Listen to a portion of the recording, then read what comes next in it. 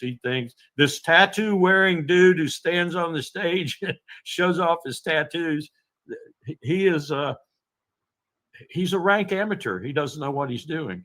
And he's doing this stuff, I think, principally because this is his belief that we extol blacks, we extol Native Americans, we extol whomever that isn't white at a discriminating point to white people. Therefore, we will not do that anymore.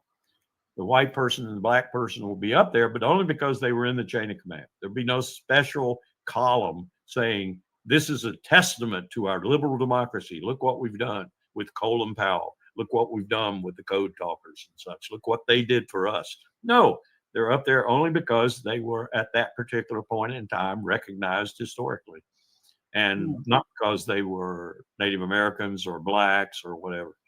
That's what I've been told anyway. I suspect they're going to push that a little bit harder than that explanation indicates. I know that the people who surrounded the Republican Party at the time I was serving in the Republican Party thought Colin Powell was a rhino, a Republican in name only. And it didn't help that in 1994, he was Bill Clinton's biggest threat. And he was seriously thinking about running for president of the United States. And like Dwight Eisenhower before him, he was being recruited by both parties, Republicans and Democrats. And when he made his decision in November of 95 and said he wasn't going to run, Bill Clinton breathed a deep sigh of relief because Colin Powell would have beat the crap out of him. But he just didn't want to run. But ever since that time that he refused the Republican nomination, he's been pretty much known as a Republican in name only. Besides, he worked for Daddy Bush, and Daddy Bush was a reasonable man. And you can't be a reasonable man if you're a Republican. Believe me, I know I'm a Republican. Well, in closing, Mr. Wilkerson, where do you think all of this is going in the next 2 to 4 months concerning the NATO war against Russia in Ukraine, the U.S.-Israeli moves against Iran and Yemen, and the so-called American pivot to Asia? I think we're going to make grudging progress on Ukraine, and it will depend on just how much Trump really does understand Putin. But it won't be anything flashy, and people will continue to die in that time frame, unless, of course, the Ukrainian military does totally collapse, and we do nothing about it. And Starmer, Macron, and Merz in Germany and others do nothing about it. With regard to Israel, I think Israel's committing suicide. Whether that suicide will be apparent to all and sundry within the next 3 to 4 months, I don't know. I kind of think it might be.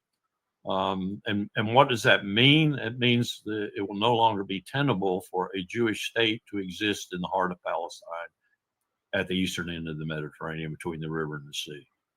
The international community, the other people in the world who are concerned about this situation, like China and Russia, some real hard statements have been coming out of both countries with regard to the plight of the Palestinians.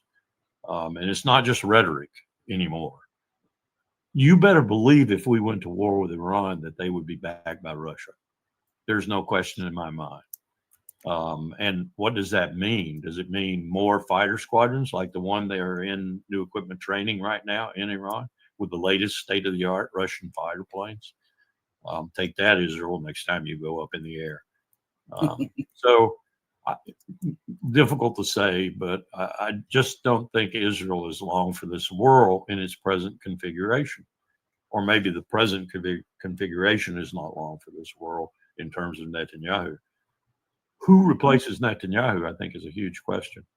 Is it going to be a Ben-Gvir or a Smotrich type, or is it going to be a more level-headed person? And is that level-headed person going to try to reverse gears a little bit and get it? But I would suspect that even that feckless organization called the United Nations might kick Israel out. They might kick them out. Now, we'll do everything we can to stop that, of course. But the General Assembly alone might vote for it. And then that's That's essentially the same thing as kicking them out. And I would defy Guterres, the UN Secretary General, to let them come to meetings after that if the General Assembly does vote on it. I wouldn't let them come. So you've got a real pariah state developing there. And what was the third part of your question? What will come of the U.S. pivot to Asia, provoking China? Yeah, I think Trump's negotiating strategy here, if you will, is putting pressure with tariffs and other things on China. But I think ultimately he's going to accommodate China in some way or other. And he wants a good economic relationship. And he understands, I don't know if he understands intellectually, but I think he understands intuitively that right now we're experiencing a huge power shift. The power shift of the last 2,000, 2,500 years, whatever, was from the heart of China across Central Asia, into Europe, into Western Europe, into the British Empire, into the American Empire, and the East sort of withered. The East is back big time, China being the magnet thereof. It's been coming back for some years, but it's really back now.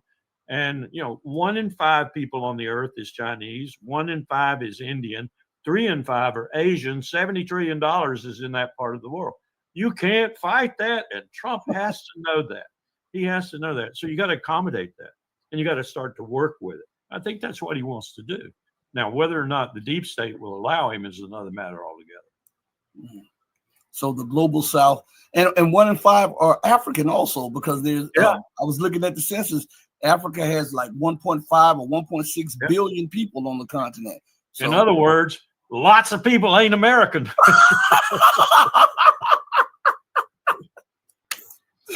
Once again, Mr. Wilkerson, you hit the ball out of the park. I want to thank you so much for joining me on the platform. I could have you on here all day long asking you questions. Thank you so much. I appreciate your having me.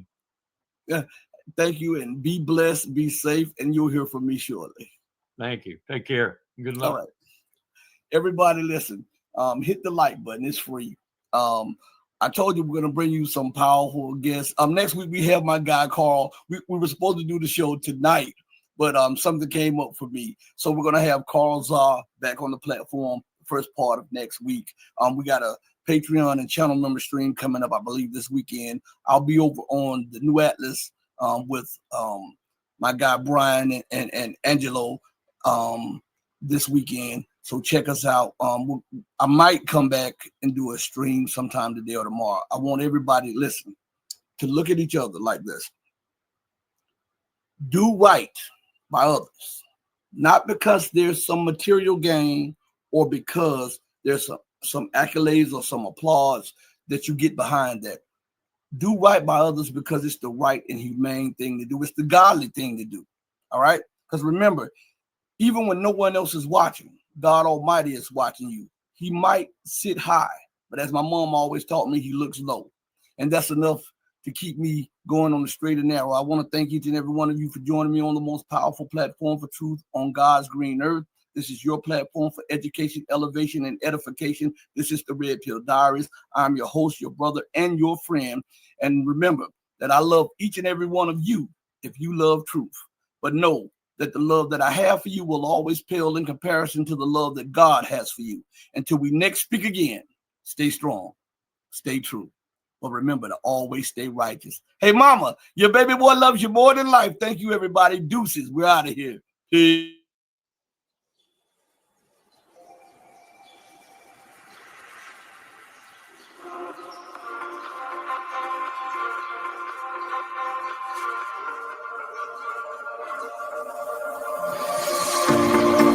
Told you to walk away. That was my first and last mistake. I'm blue without your face. But what can I do? 'Cause I'm just a sinking ship, and you're just a pair of lips that I've lost in the moment. All I want is for you to come back. Now I'm calling.